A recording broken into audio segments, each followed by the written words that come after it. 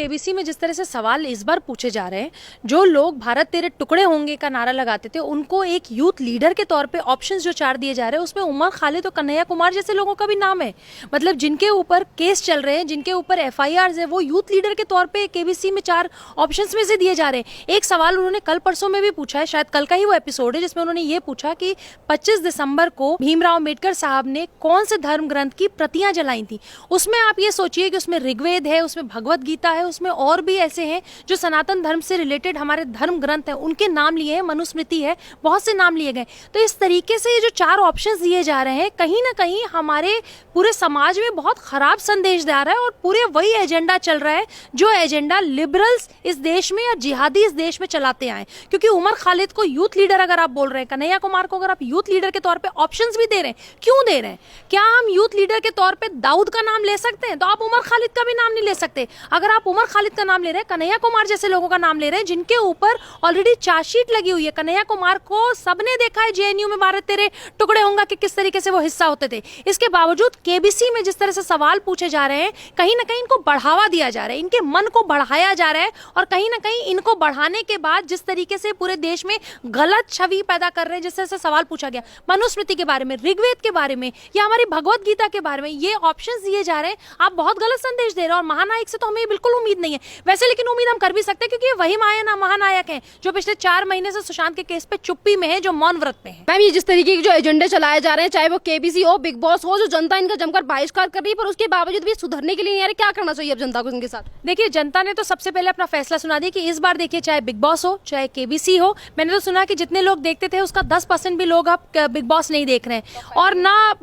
KBC देख रहे हैं। तो जिस तरीके से जनता ने अपना समर्थन दिया है देश के लिए कि अगर आप देश के खिलाफ जाएंगे, अगर आप ऐसी कोई चीज दिखाएंगे तो हम मनोरंजन के लिए अपने देश की संस्कृति को बर्बाद नहीं होने देंगे, हम आपके इस तरह के शोज का बिल्कुल समर्थन नहीं करेंगे। तो जनता से तो मेरी अपील है कि जो थोड़े बहुत लोग अभी भी एंटरटेनमेंट के नाम पे देख रहे हैं, आप प्लीज इसको बंद करिए। ये एंटरटेनमेंट नहीं किया जा रहा है। आपके देश में, आपके ही देश में किस तरीके से आपके धर्म को, आपकी संस्कृति को बॉलीवुड खराब करता आया हुआ है, ये वही काम कर रहे हैं। तो आपके घर में अगर ये चैनल्स चले, ये अगर शोज चले, तो आप चैनल चेंज कर दीजिए, आप दूसरी चीजें देखिए, आप जनरल नॉलेज की कोई चीज देखिए, लेकिन जो लोग एजेंडा चला रहे हैं उनका समर्थन मत करिए। मैम, यहाँ पे आपने सही बात कही कि जिस तरीके से हमारी जो देश की जनता है वो जागरूक हो चुकी है और वो इनकी बातों में नहीं आएगी जिस तरीके की चीजें करते हैं। पर यहाँ पे सवाल ये भी है कि जो अपने आप को महानायक के पद कहते हैं और जो ये कहते हैं कि बादशाहत है उनकी बॉलीवुड में, फिर भी वो पैसे की आड़ में आकर इस तरीके की चीजें करते हैं। आज हमारे संविधान को लेकर 50 तरीके की चीजें की जाती हैं, फिल्मों से फिल्मों हो, इनकी फिल्में हो या फिर इनके कार्यक्रम हो, जिस तरीके से पूरे भारत में जो राष्ट्रहित है उसको पूरी तरीके से बदनाम करने की कोशिश जो की जाती है। वैसे देखिए, पीछे अभी हमने 1 साल पहले, अभी 8 महीने पहले हमने सीए का प्रोटेस्ट पूरे देश में देखा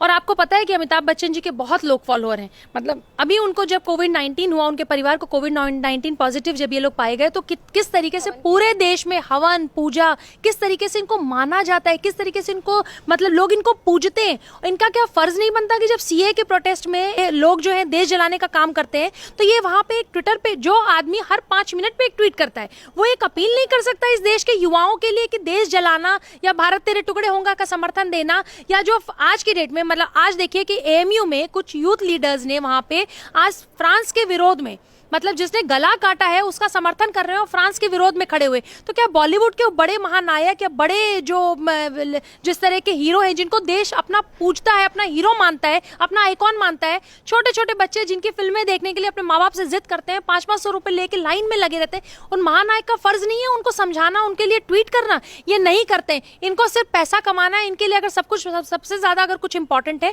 तो इनकी फिल्में रिलीज हो, ये पैसा कमाए, बड़े बड़े बंगले खरीदे, हमारे ही पैसों से बंगले खरीद रहे हैं, इसी जनता के पैसों से बंगले आ रहे हैं, इसी जनता के पैसों से इनके घर आ रहे हैं, गाड़ियां आ रही हैं, सब कुछ आ रही है। लेकिन ये जनता के लिए कि जनता जलाई ना जाए, दिल्ली में दंगे ना हो, बॉम्बे में दंगे ना हो, देश में दंगे ना हो, इसके लिए कोई अपील नहीं करते। शांति अपील का इनका कोई फर्ज नहीं है। और मैम, यहीं पे अगर सलमान खान के शो की बात करें तो उसकी टीआरपी भी एकदम 5 जो नंबर 5 है उसमें भी नहीं है। जिस तरीके से इन लोगों का रवैया रहा है तो जनता इनका इसी वजह से जमकर बहिष्कार कर रही है। देखिए, सबसे बड़ा बहिष्कार तो मुझे लगता है कि सुशांत के केस की वजह से हो रहा है, क्योंकि सुशांत के केस में जिनसे हमें उम्मीदें थी उन लोगों ने निभाया। मुझे सलमान खान से उम्मीद बिल्कुल भी नहीं थी, लेकिन मुझे महानायक से उम्मीद थी, मुझे अजय देवगन से उम्मीद थी, मुझे अक्षय कुमार से भी उम्मीद थी, क्योंकि इनको तो हम महानायक और बहुत अच्छे हीरो के तौर पर मानते हैं। इनकी फिल्में देखते हैं, इनको राष्ट्रवादी जैसे तानाजी आई पीछे, और जिस तरीके से अक्षय कुमार भी हमेशा देश से रिलेटेड फिल्में करते थे, अब ये समझ में आता है कि ये हमारे इमोशंस का किस तरह के इस्तेमाल करते हैं।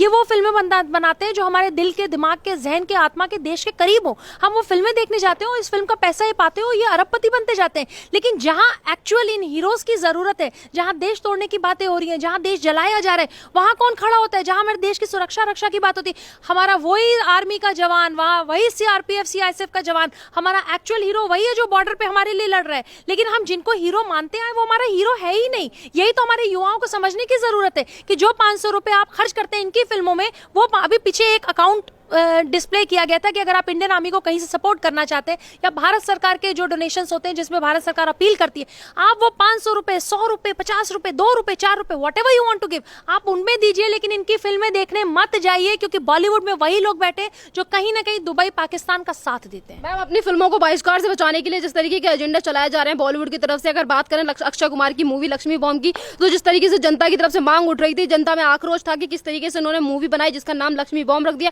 तो मूवी का भी नाम बदल देते हैं और पोस्टर को भी बदल दिया अक्षय कुमार ने, तो इससे क्या लगता है इनकी मूवी को देखेंगे लोग? नहीं, बिल्कुल भी नहीं देखेंगे। देखिए, लक्ष्मी बम जिस तरीके से उन्होंने बनाया, मैं अभी आपको कह रही हूँ कि अभी दिवाली 15 दिन बाद दिवाली है, और दिवाली में लक्ष्मी जी की पूजा होती है। आप लक्ष्मी बम बना सकते हैं, आप अल्लाह फुलझड़ी बना सकते हैं, या अल्लाह के साथ कोई और नाम जोड़ सकते हैं, या क्रिश्चियनिटी में या और कहीं कुछ जोड़ सकते हैं। आप सारे धर्मों की इज्जत करिए ना।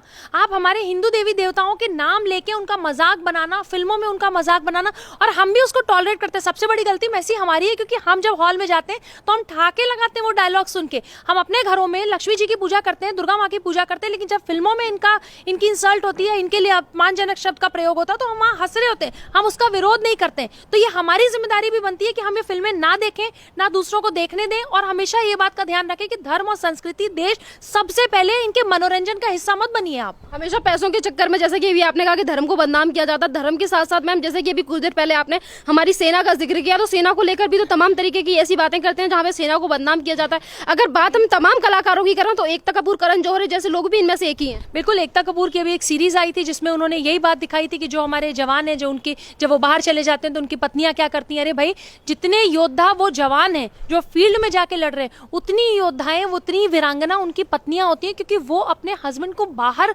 सरहद पे लड़ने के लिए भेजती हैं। तो जो ये बॉलीवुड का पूरा एजेंडा है, आप देश के खिलाफ फिल्में बनाते हैं, देश के खिलाफ सीरीज बनाते हैं, और लिपस्टिक अंडर बुर्का जो फिल्म होती है वो रिलीज तक नहीं होने देते। तो आप ये दोहरा मापदंड जो है, ये दोगलापन ये क्यों रखते हैं? अगर ये चीजें लागू होती हैं तो दोनों पे लागू होती हैं। एक भी, मैं आपको कह तो रही हूँ कि जब देश जल रहा होता है, या हमारे प्रधानमंत्री को लोग गालियां दे रहे होते हैं, अनुराग कश्यप और स्वरा भास्कर जैसे लोग प्रेस कॉन्फ्रेंस करते हैं, तो क्यों नहीं महानायक बिठा के इनको समझाते, भाई